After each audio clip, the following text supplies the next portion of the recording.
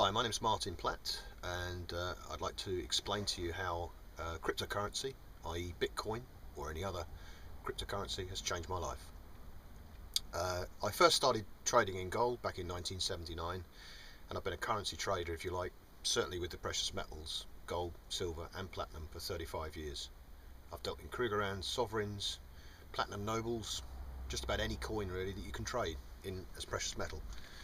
In the last 2 months, or in the last month even, the introduction to me of a cryptocurrency has literally changed my whole perception of the entire banking system, and in fact to a certain extent of governments as well, and how they function and how they manipulate people.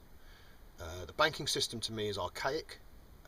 Essentially what you do with a bank, you put your money in a bank and they take your money and they look after it.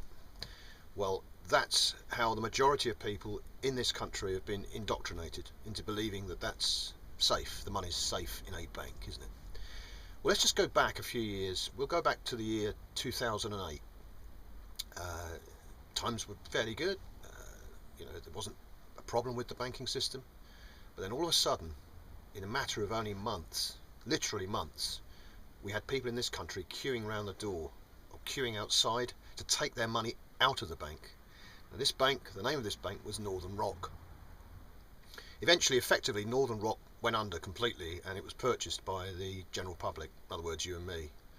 An even bigger banking crisis was back in 2008 when one of the biggest banks in corporate history crashed. And the name of the bank was Lehman Brothers. Lehman Brothers crashed because of subprime lending and greed. Banks essentially exist for one thing. They exist to make profit out of you and me.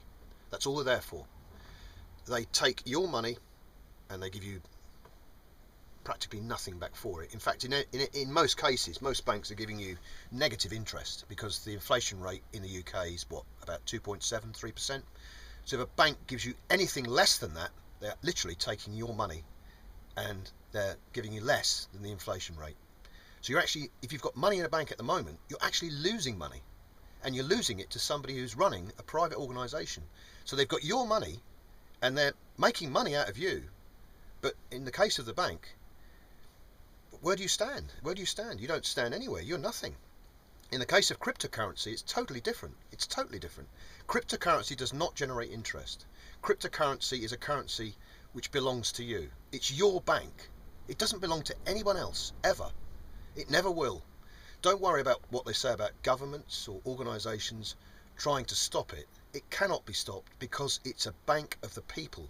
And people power, in my opinion, is stronger than anything. It's stronger than government, as you know. It's certainly stronger than banks. But people power will, in my opinion, strengthen the popularity of Bitcoin. All we need to do now is just sit back and wait and watch how Bitcoin and cryptocurrency becomes more and more popular as the younger generation embrace it. Meanwhile, the banking situation continues to plod along, the old archaic monoliths that just sit there with checks and bank transfers and what have you, charging for this, charging for that. The cracks are already appearing in the banking system as I speak on this video. So there you have it. It's up to you what you want to believe, but in my opinion, I think a lot of what I've said in this video is absolutely correct.